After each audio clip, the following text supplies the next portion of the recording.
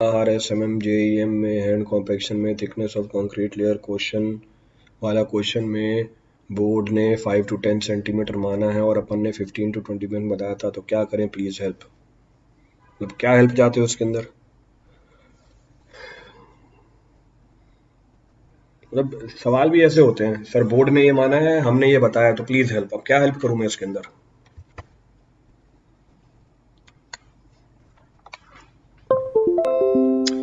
So this was the last problem. हाँ, declination वाला last problem था। चलो स्टार्ट करते हैं।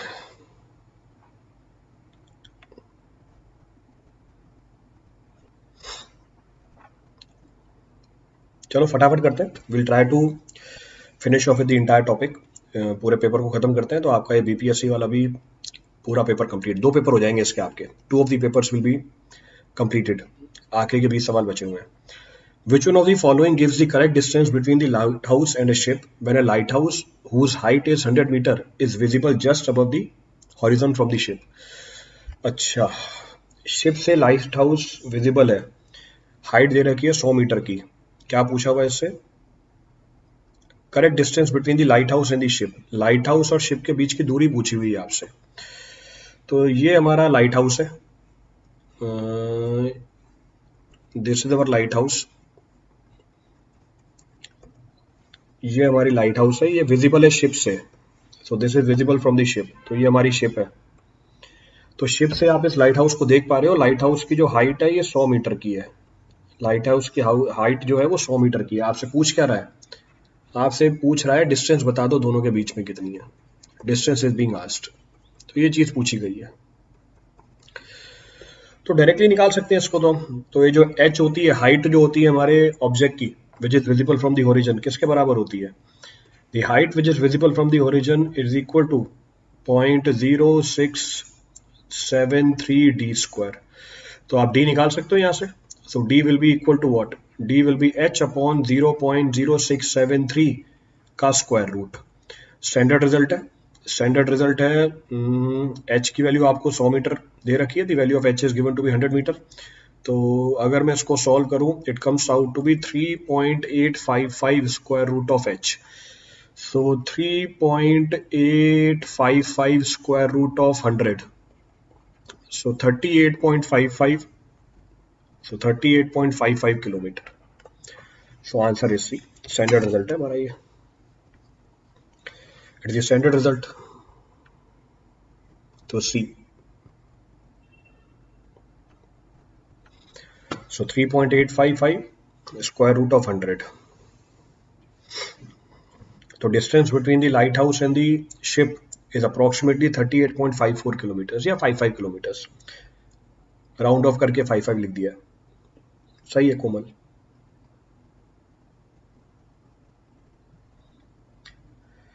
रिपीट करना है इसमें से कुछ किसी के लिए?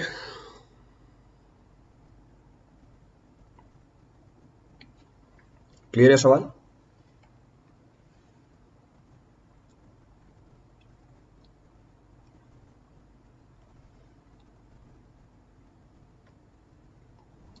क्लियर है। चलो आगे बढ़ते हैं। So will continue. देखो अगला सवाल क्या है। To find the RL of a roof slab of a building, staff readings were taken from a particular setup of the leveling instrument. ठीक है, RL निकालना है रूफ स्लैब का।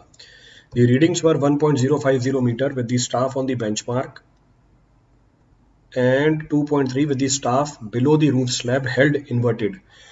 Taking the RL of the benchmark as 131.5, the RL of the roof slab. तो आपको RL निकालना है roof slab का।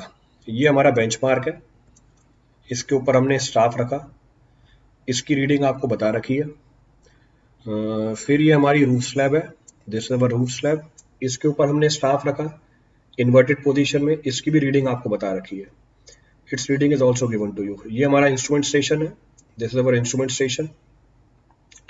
ये हमारी इंस्ट्रूमेंट स्टेशन है और इंस्ट्रूमेंट स्टेशन से जब दोनों रीडिंग ली, दोनों रीडिंग की वैल्यू आपको बताई हुई है। तो this is our benchmark. Benchmark की वैल्यू है 135.15 मीटर। ये रीडिंग कितनी निकल के आई इसके ऊपर? रीडिंग्स वर 1.050 मीटर। और इन्वर्टेड जो स्टाफ रखा इसकी रीडिंग कितनी है? 2.30 मीटर। तो आपको आरएल निकालना है किसका, रूफ स्लैब का। This is our roof slab. तो रूफ स्लैब की आपको आरएल निकालनी है। बेंचमार्क में क्या जोड़ दो, 1.050, आपको इंस्ट्रूमेंट की हाइट मिल जाएगी।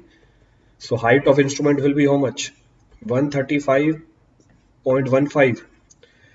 So height of instrument 135.15 plus 1.050, ये हाइट ऑफ इंस्ट्रूमेंट आ गई। तो हाइट ऑफ इंस्ट्रूमेंट निकल के आ गई। हाइट ऑफ इंस्ट्रूमेंट में आप क्या जोड़ दो, स्टाफ रीडिंग जोड़ दो, आपको आरएल मिल जाएगा। So RL of roof slab, RL of roof slab will be how much, RL of roof slab will be height of instrument plus staff intercept. This will be 135.15 plus 1.050 plus 2.3 plus 2.3। Calculate कर लो कितनी आ रही है, 138.5, 138.5। तो आदित्य ने बताया 138.5, तो यही है। अंकित, सौरभ, सबने ये बताया। So it is correct. बाकी विजुअलाइजेशन के लिए मैंने आपको डायग्राम बना के दिखा दिया। For visualisation I have shown the diagram. ये तो आसान सा सवाल है, और ये प्रॉब्लम मेरे ख्याल से हर एग्जाम में रिपीट हो रहा है। This problem is getting repeated in almost every examination. तो ऑलमोस्ट जो भी एग्जाम है उसमें ये प्रॉब्लम रिपीट हो रही है। तो बहुत ही कॉमन प्रॉब्लम है सर्वे में से जो पूछी जाती है। Very common problem which is being asked from सर्वे।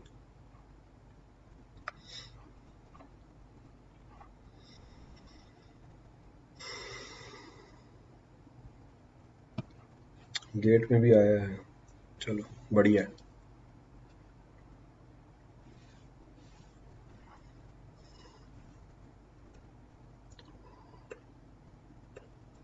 चलो देखो नेक्स्ट प्रॉब्लम क्या है, refer the next problem.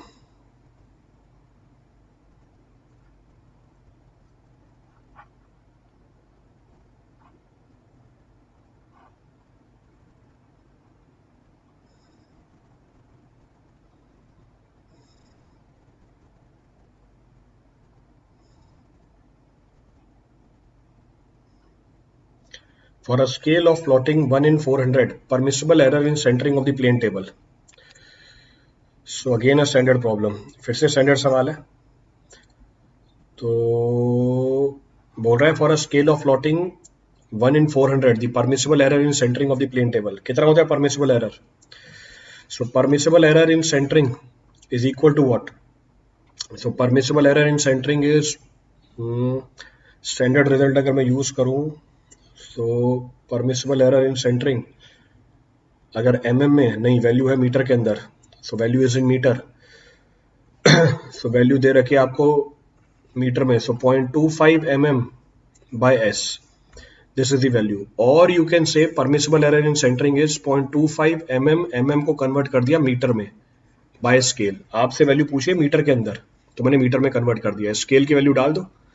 So this is equal to 0.25, so this is equal to 0.25 into 10 raised to power minus 3 into 10 raised to power minus 3 by scale। Scale कितनी है, 1 by 400, 1 by 400।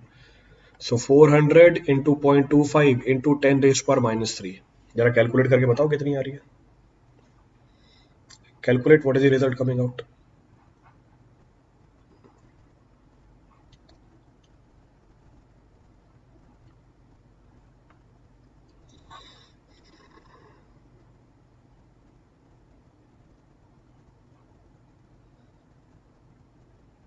How much, 0.1, 0.1 metre. तो permissible error in centring is 0.1 metre. इसकी अगर derivation देखनी है तो आप notes check कर सकते हो। If you want to see the derivation you can check the notes also. मेरे नोट्स में मिल जाएगी आपको इसकी डेरिवेशन, पूरा डिराइव कर रखा है इसको। It is been derived in detail, so there you can check it.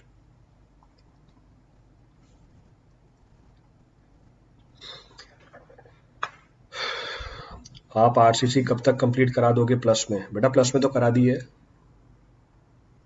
और अभी ये प्लस की क्लास थोड़ी चल रही है, तो यूट्यूब क्लास चल रही है। तो अगर फिर भी पूछ रहे हो, प्लस में कंप्लीट करा दिया है। चलिए भाई आगे बढ़ते हैं, कोई बात नहीं, होता रहता है ऐसा। देखिए अगला सवाल क्या है। Ceylon ghat tracer is used to measure, standard सवाल है। So Ceylon ghat tracer it is use for measurement of the slope, gradient measure करने के लिए। तो इसका काम होता है measurement of the gradient. So in order to measure the gradient we take the help of what? So gradient के measurement के लिए हम किसको यूज करते हैं? सीलियन घाट ट्रेसर को यूज करते हैं, तो स्लोप मेजरमेंट के लिए। So Ceylon ghat tracer is use for the measurement of the slope.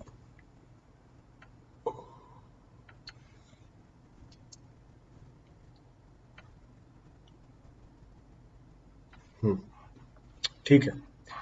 अच्छा, और डिवाइसेस बना सकते हो स्लोप के मेजरमेंट के लिए? Can you think of some other devices use for the measurement of the gradient और स्लोप? जैसे सीलियन घाट ट्रेसर तो है ही, तो Ceylon ghat tracer is available for the measurement of the slope. क्या और कोई डिवाइस बता सकते हो स्लोप की मेजरमेंट के लिए? क्लिनोमीटर, बिल्कुल सही बात है निशा, एब्सोल्युटली करेक्ट। सो क्लिनोमीटर को भी हम यूज कर सकते हैं। ठीक है, चलो आगे बढ़ते हैं। BOD test is standardize at, देखो क्या गजब का सवाल पूछा हुआ है कि बीओडी टेस्ट स्टैंडर्डाइज है किस पे? So BOD test is standardize at 5 days 20 degree Celsius. अब इससे आसान सवाल क्या हो सकता है? तो हम बीओडी 5 एट 20 डिग्री सेल्सियस को क्या मानते हैं? स्टैंडर्ड बीओडी मानते हैं। अब क्यों मानी हुई है इसका रीजन भी आपको बता रखा है। क्यों मानी हुई है इसका रीजन भी आपको बता रखा है। Reason being this concept of BOD was being developed by the Britishers. उनकी जो डिस्पोजल होती है सीवेज में रिवर के अंदर, that river takes approximately 5 days to reach up to the sea. It means whatever problem is being created by the sewage into the river water is for 5 days, and the ambient temperature which is being found in their rivers is approximately 65 degree Fahrenheit, जो approximately 18.5 या 6 degree Celsius के आसपास निकल के आ जाता है, जिसको हमने राउंड ऑफ करके कितना कर रखा है? 20 कर रखा है, which is being rounded off and is made equal to 20। तो हमारे लिए स्टैंडर्ड बीओडी क्या है? 5 day बीओडी है 20 डिग्री सेल्सियस। क्लियर है?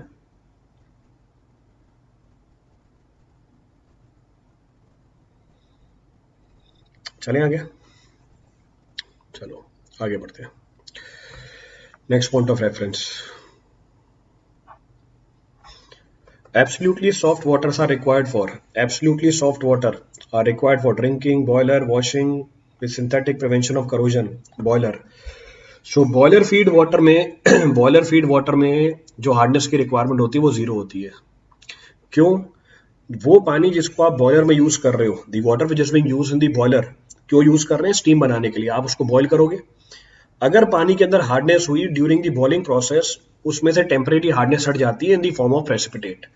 वो प्रेसिपिटेट जाके बॉयलर की सरफेस पे डिपॉजिट कर जाती है। That precipitate get deposited over the surface of the boiler, जिससे बॉयलर की एफिशिएंसी कम हो जाती है। इसको टेक्निकली स्केलिंग बोला जाता है। This is technically termed as scaling. तो इसीलिए हमें बॉयलर के अंदर क्या चाहिए? एब्सोल्युटली सॉफ्ट वाटर चाहिए। इनफैक्ट ड्रिंकिंग के लिए तो हमें हार्डनेस चाहिए होती है कितनी? 75 to 115 मिलीग्राम पर लीटर। तो अगर ड्रिंकिंग की बात करोगे तो उसमें तो हार्डनेस की रिक्वायरमेंट है 75 से लेके 115 मिलीग्राम पर लीटर की। क्लियर है? चलो आगे बढ़ते हैं। So will continue. Permanent hardness of the water is caused by chloride, sulphate and nitrate of multivalent cation. तो एक ही तो है, तो ये भी टेम्परेरी हार्डनेस है।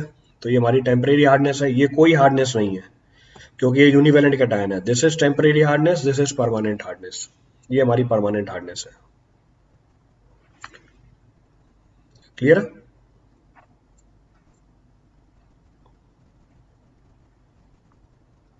चलें आगे।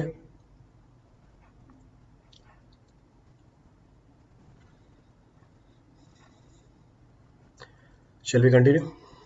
चलो आगे बढ़ते हैं। Zeolite process is used. सवाल बोला जियोलाइट प्रोसेस किस लिए यूज करते हैं? Why the zeolite process is being used? Simple सवाल है। तो zeolite process is being used for the removal of the hardness from the water. So softening का तरीका है। तो जियोलाइट प्रोसेस पानी में से पूरी हार्डनेस हटा देता है। ये किस प्रिंसिपल पे काम करता है? It works on the principle of ion exchange. कौन सा आयन? Cation exchange. तो जियोलाइट प्रोसेस को और क्या बोला जाता है? जियोलाइट प्रोसेस को कैटायन एक्सचेंज या बेस एक्सचेंज प्रोसेस भी बोला जाता है। So it is also termed as cation exchange or base exchange process. क्यों? क्योंकि यहाँ पे हम मल्टीवेलेंट कैटायन को रिप्लेस करा देते हैं किसके साथ? यूनिवेलेंट कैटायन के साथ. So we replace the multivalent cation with univalent cation.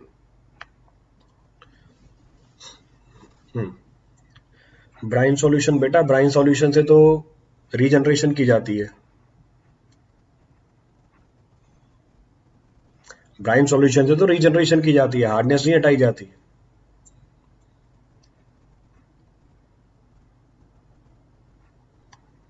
So we use brine solution, sodium chloride solution for regeneration, not for removal of hardness. चलो आगे बढ़ते हैं.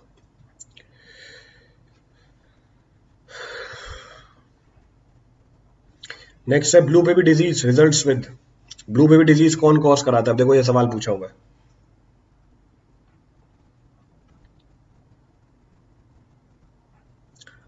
So blue baby disease, methemoglobinemia is caused by what? High nitrate content.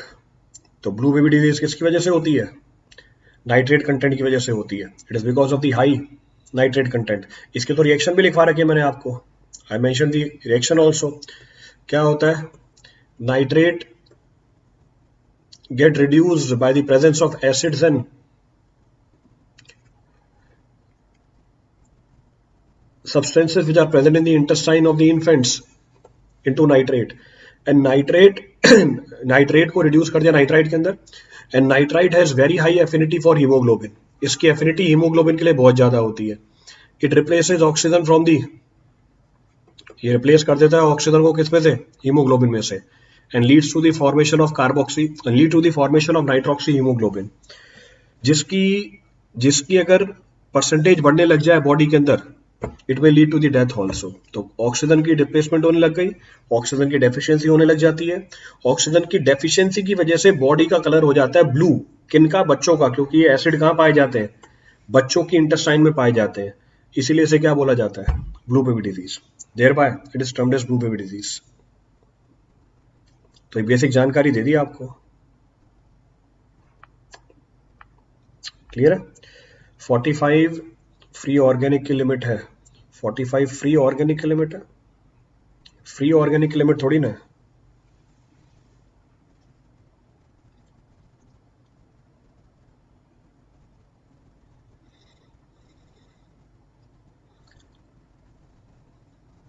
Free organic क्या बोल रहे हो बेटा? चलो आगे बढ़ते हैं. So will continue. देखो नेक्स्ट पार्ट क्या पूछा हुआ है. The major constituent which causes alkalinity in the water. Major constituent जो एल्कनिटी कॉज कर रहा है पानी के अंदर. Major constituent which causes alkalinity in the water. Dissolved oxygen, dissolved ammonia and carbon dioxide. ये अमोनिया है, ये कार्बन डाइऑक्साइड है.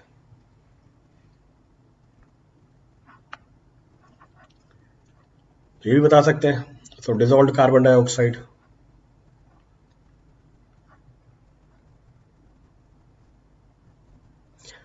डिजॉल्व्ड कार्बन डाइऑक्साइड कैसे? इसकी तो पूरी मैकेनिज्म बता रखी है. कैसे? पानी में जो एल्कनिटी है, पानी में जो एल्कनिटी है, it is caused bye whom? The alkalinity in the water is caused by, the alkalinity in the water is caused by inorganic mineral salts, by the presence of the organic matter and dissolved gases. पानी में dissolved gases भी क्या कराती हैं? एल्कनिटी cause कराती हैं. जैसे hydrogen sulphide, जैसे कार्बन डाइऑक्साइड. तो हाइड्रोजन सल्फाइड, कार्बन डाइऑक्साइड भी एल्कनिटी कॉज कराती हैं. कैसे? इसका मैकेनिज्म आपको बता रखा है. कार्बन डाइऑक्साइड पानी से रिएक्ट करता है, क्या बनाता है? Carbonic acid. It leads to the formation of carbonic acid H2CO3. अब ये कार्बोनिक एसिड डिसोसिएट कर जाता है. It dissociates into bicarbonate. So dissociates into bicarbonate and hydronium ion. Bicarbonate ion further dissociates into carbonate ion. ये आगे और dissociate कर जाती है कार्बोनेट आयन के अंदर. So it further dissociates into carbonate ion and hydronium ion. Carbonate ion again reacts with water and leads to the formation of bicarbonate ion and hydroxide ion. तो देखो, a gas in water imparting all the major constituents of alkalinity. ये सारे major constituents हैं alkalinity के. Bicarbonate, carbonate and hydroxide. So all these are major constituents of the alkalinity in the water. तो carbon dioxide एक ऐसी gas है जो पानी में सारे मेजर कॉन्स्टिट्यूएंट्स इंड्यूस कराती है एल्कनिटी के. तो इन रिएक्शन से ये बात पता चल जाती है.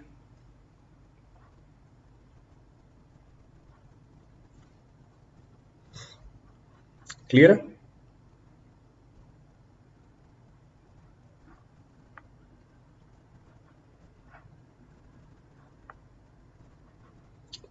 रिपीट करना है इस पर कुछ किसी के लिए?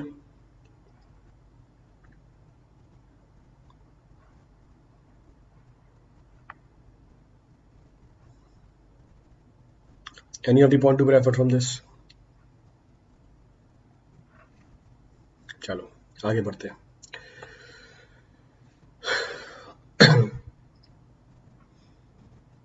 Sedimentation process is based on which of the following physical laws? Sedimentation process is based on which of the following physical laws? Newton's third law, conservation of mass, Stokes law. ये Stokes law है, T है. Stokes law, conservation of energy. तो sedimentation किसके ऊपर based है? Stokes law के ऊपर based है. As per Stokes law settling velocity कितनी है? Square root of 4/3 g minus 1 gd by coefficient of drag. So this is our Stokes law. Stokes law की assumptions भी होती हैं कुछ. There are several assumptions of the Stokes law. कुछ assumptions भी है Stokes law की. कौन कौन सी assumptions है Stokes law की? Particle undergoing settlement is assumed to be spherical. Medium in which settlement takes place is infinite. जिस medium में settlement हो रही है वो infinite है. फिर एक assumption होती है discrete settling takes place. One of the assumption is कि हमारी discrete settling होगी. इन assumptions के ऊपर क्या करता है? हमारा Stokes law काम करता है. On these assumptions Stokes law work. तो ये बेसिक 3 assumptions होती है हमारी. तीनों का significance बता रखा है. Significance of all three I have discussed in detail. चलिए आगे बढ़ते हैं. So we'll continue. Fine sand is used as media in the case of. बोल रहा है फाइन सैंड किसके अंदर यूज करते हैं? Rapid sand filter, slow sand filter, pressure filter, all of the above. So fine sand is use in the case of what? In the case of slow sand filter. तो D10 कितना होता है यहाँ पे? 0.2 से लेके 0.3 mm. तो छोटे साइज के पार्टिकल यूज करते हैं क्योंकि फाइन सैंड यूज करते हैं स्लो सैंड फिल्टर के अंदर.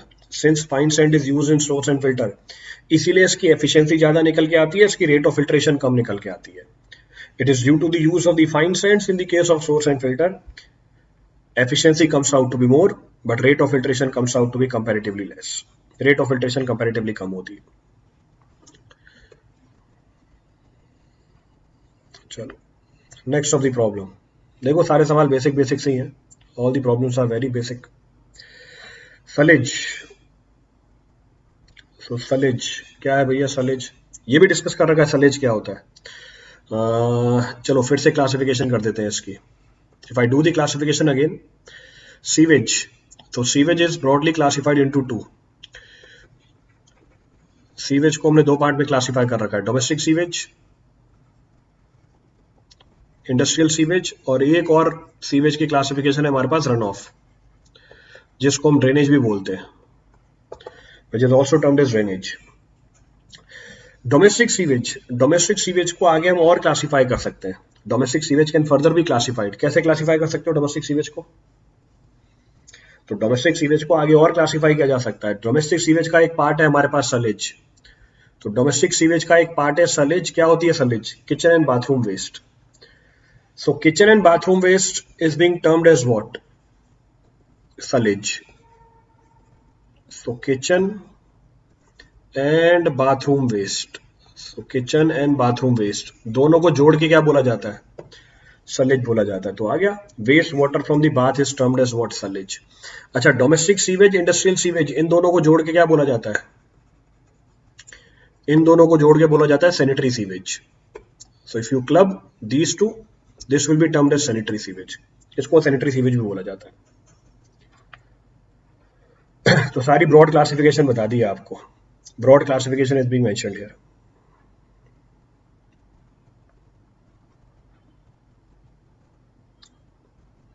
क्लियर है?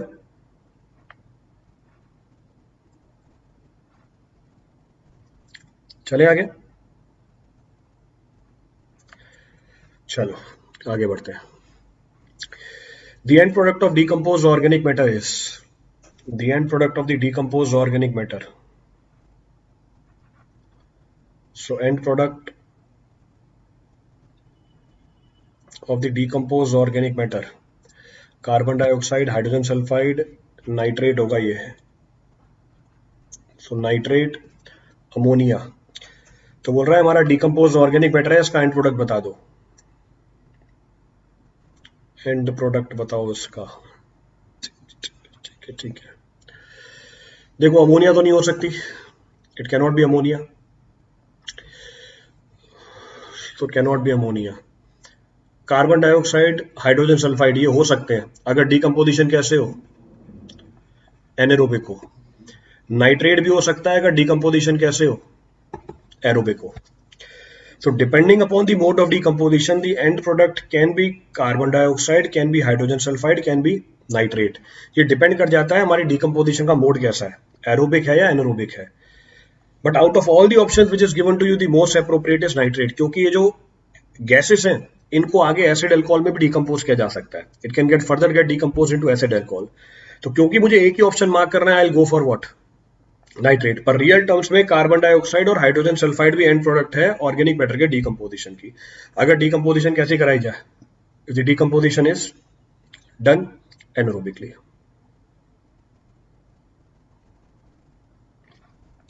क्लियर है सवाल? चले आगे. चलो आगे बढ़ते हैं. ग्रिट इज, वाह क्या सवाल है कि ग्रिट क्या होता है. सवाल पूछ रहा है ग्रिट का मतलब क्या होता है. वे इनऑर्गेनिक पार्टिकल्स होते हैं. So inorganic particles having specific gravity more than 2.65 is what, grit. Organic matter तो होती नहीं है. तो ग्रिट चैम्बर में किसको हटाते हैं, ग्रिट को हटाते हैं. In grit chamber we remove what, grit. तो ये पर्पस होता है. ग्रिट को हटाने के लिए हमारे पास एक यूनिट और है. ग्रिट को हटाने के लिए हमारे पास एक यूनिट और है. We have one more unit to remove the grit, termed as what, detritus tank. फर्क बस ये है कि जो डेट्रिटस टैंक है छोटे इनऑर्गेनिक पार्टिकल्स को हटाता है. क्योंकि वो छोटे इनऑर्गेनिक पार्टिकल्स को हटाता है, इसका मतलब इसके साथ कुछ ऑर्गेनिक पार्टिकल भी हट जाते हैं. Certain organic particles are also being removed. Screen में स्क्रीनिंग होती है बेटा, ग्रिट नहीं रिमूव होती है. चलिए आगे बढ़ते हैं. So will continue. Activated sludge process is a biological process involving activated sludge process is a biological process involving.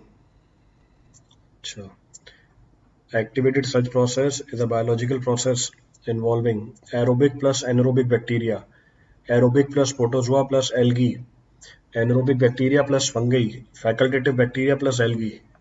अच्छा, तो ASP क्या होता है, रिटर्न स्लज आती है, एक्टिवेटेड स्लज. न्यूट्रिएंट्स प्रेजेंट है उसके अंदर, ऑक्सीजन सप्लाई करते हैं. ठीक है. So it consist of what, aerobic and anaerobic bacteria. तो दोनों चीजें प्रेजेंट. बेटा एल्गी कहां से आ गया, एल्गी फंगई प्रोटोजोआ थोड़ी प्रेजेंट होते हैं. तो हमारी एरोबिक डिकम्पोजिशन है, देयर इज एरोबिक डिकम्पोजिशन. पर जहां पर ऑक्सीजन की अवेलेबिलिटी नहीं है एसएसटी के अंदर, वहां पर बायोमास के अंदर आपको क्या मिल जाएंगे, एनारोबिक माइक्रोजम भी मिल जाएंगे. There you will also find anaerobic microorganism to be present in the biomass. So it consists of what, aerobic plus anaerobic bacteria. Algae कहां से लेके आ गए एएसपी के अंदर, एल्गी कहां से आ गई एएसपी के अंदर, ऑक्सीडेशन पॉन्ड में होती है algae. Oxidation pond consist of algae. अभी एएसपी की बात चल रही है, we are talking about ASP. चलिए आगे बढ़ते हैं. Sludge digestion. Sludge digestion is, sludge digestion क्या होता है, डिकम्पोजिशन होता है. But here aerobic given sir, then how, but here aerobic given anaerobic given. वही तो बताया, दोनों ही तो है प्रेजेंट. जहां पर ऑक्सीजन अवेलेबल नहीं होगी एसएसटी के अंदर, वहां पे एनारोबिक माइक्रोजम भी प्रेजेंट होंगे.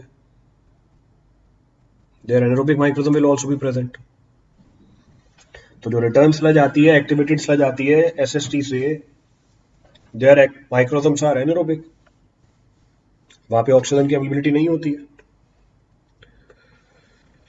सो sludge digestion is, sludge digestion क्या है, डिकम्पोजिशन है. डिकम्पोजिशन को उसने क्या बोल रखा है, stabilisation of sludge.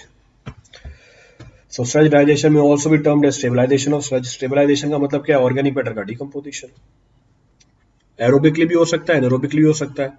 Raw sludge की डाइजेशन होती है एनारोबिकली, बायोलॉजिकल स्लज की डाइजेशन होती है एरोबिकली। तो दोनों के लिए अलग अलग डाइजेस्टर हैं, दोनों को हम टेक्निकली क्या बोल देते हैं? स्टेबलाइजेशन बोल देते हैं। Both are technically termed as stabilisation. चलो आगे बढ़ते हैं।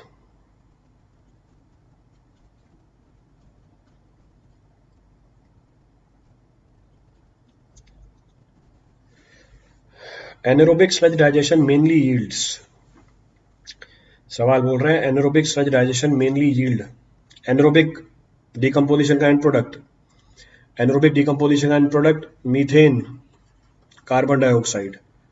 60 to 70% methane, 30 to 40% carbon dioxide, rest are remaining gases. So 30 to 40% carbon dioxide, बाकी सारी रिमेनिंग गैसेस होती हैं। So 30 to 40% carbon dioxide. तो इसने क्या पूछा है? Mainly yields. मेनली क्या यील्ड कर रहा है? मेनली मीथेन यील्ड कर रहा है। So mainly it is yielding what? Methane. Clear है? चलो आगे बढ़ते हैं। Self purification of the water body is mainly due to, self purification, self purification किसकी वजह से होती है? ये नाइट्रेट कहां से डाल दिया बीच में? It is because of the presence of water, dissolved oxygen. सारे बेसिक बेसिक सवाल है, मतलब इतना आसान पेपर है। तो मेरे हिसाब से जिन लोगों ने ये पेपर दिया होगा काफी अच्छा स्कोर किया होगा। तो सेल्फ प्यूरिफिकेशन क्या होती है? प्यूरिफिकेशन के टाइम पे दो प्रोसेस चल रही होती है, deoxygenation, reoxygenation. Deoxygenation is being done by the microorganisms from the river stream, and reoxygenation is being done by the river from the atmosphere. जो री oxygenation है वो river की हो रही होती है, कहां से? एटमॉस्फेयर में से। तो दो प्रोसेस चल रहे होते हैं एक साथ, re oxygenation and de oxygenation. When bleaching powder is added to water its pH, क्या होता है ब्लीचिंग पाउडर?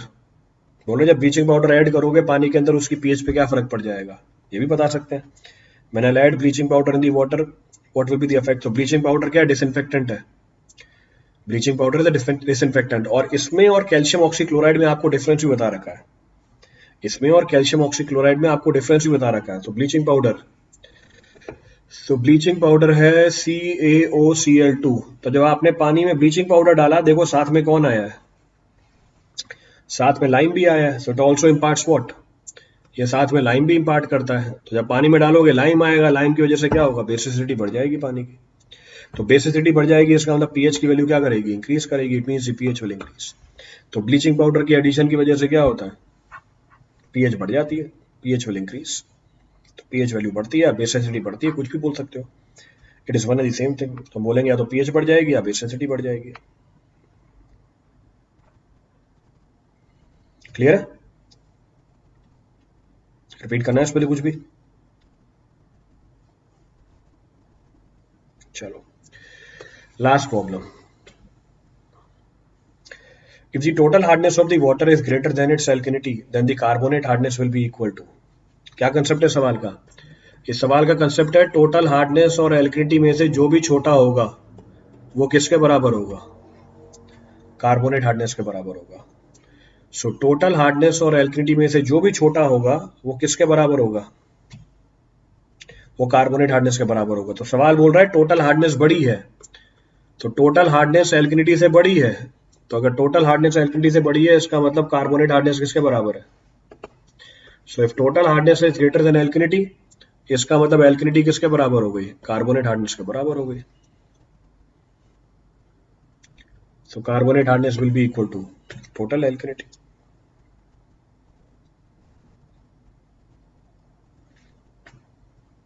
क्लियर है?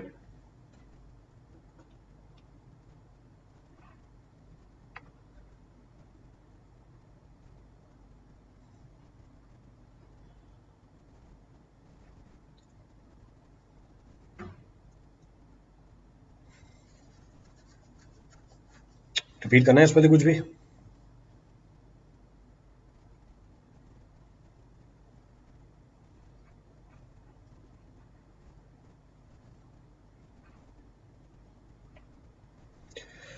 So this finishes off your entire paper.